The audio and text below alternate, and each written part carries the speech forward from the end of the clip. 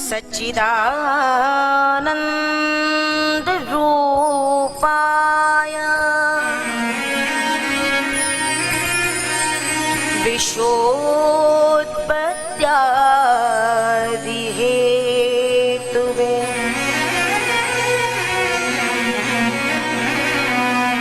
तापत्रय विनाशाय कृष्णाय वयं नुमः। मैं उस सच्चिदानंद स्वरूप परमात्मा को प्रणाम करता हूँ। कौन?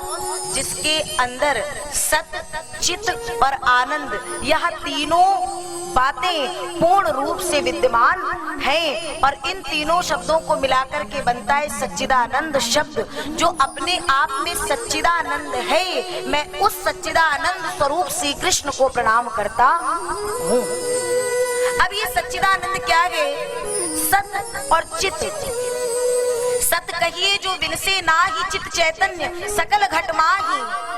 सत मतलब जिसका कभी विनाश ना हो, और चित, चित का मतलब है जो हमारे आपके सबके अंदर विराजमान है, वही परमात्मा है जिसको कहते चैतन्य स्वरूप परमात्मा, जिसको रामचरितमानस में गोस्वामी तुलसीदास जी ने कहा है, सिय राम मैं सब जग जाने, करहूं प्रणाम जोरी जुग पाने। सीता राम मैं जान करके, राधे श्याम मैं जान करके, जब तक आप गोविंद को नहीं भजोगे तब तक बिहारी जी के मंदिर में बैठ भी जाओगे ना, वृंदावन जाने के बाद भी, तो भी उस बिहारी की मूरत में तुम्हें बिहारी नजर आने वाले नहीं है। शायद आप लोगों ने प्रायः देखा होगा, मंदिर में लोग जाते हैं भगवान का दर्शन करने,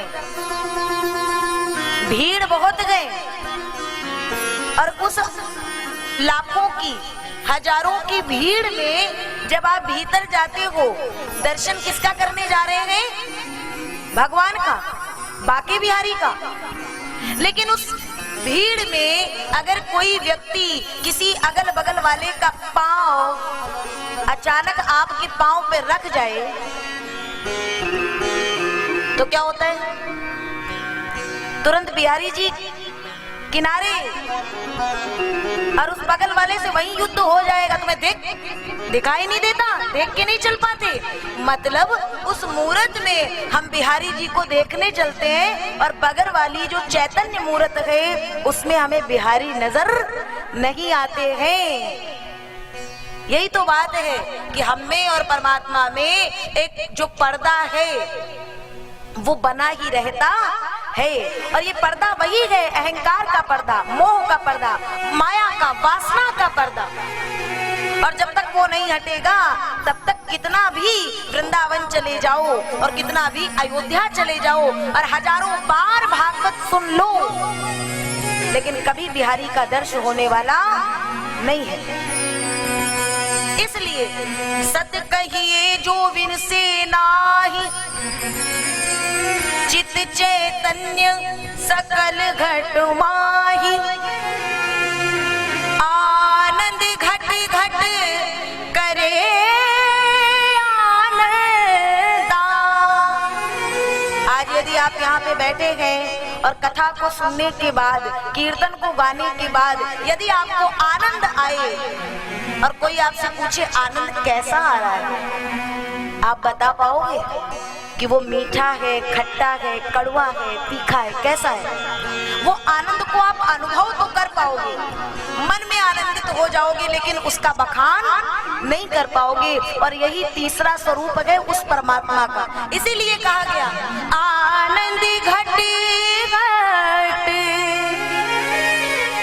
करे आनंदा, ताकर नाम सच्चिदानंदा, ताकर नाम सच्चिदानंदा।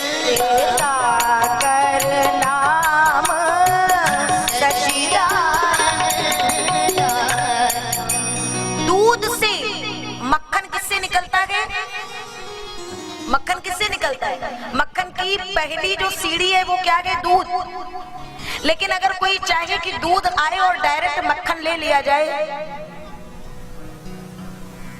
बताइए जरा, दूध आए और डायरेक्ट मक्खन ले लिया जाए, ऐसा हो सकता है? नहीं ना। पहले उसकी जो प्रक्रिया है पहले पूर्ण करनी होगी, और तब कहीं जाकर के, और घंटों मथने के बाद तब कहीं जाकर के कुछ मक्खन निकलता है। उसी प्रकार से ये जीवात्मा में ही ईश्वर रूपी, परमात्मा रूपी मक्खन छिपा हुआ है। लेकिन वो ईश्वर रूपी, परमात्मा रूपी मक्खन बाहर क्यों नहीं आता है? क्योंकि हम अपने जीवन को मथते नहीं हैं। हम मथना भूल गए हैं, ऊपर ऊपर मथते हैं, अंदर का मंथन भूल चुके हैं। इसीलिए वो परमात्मा थोड़ा दूर हो गया है।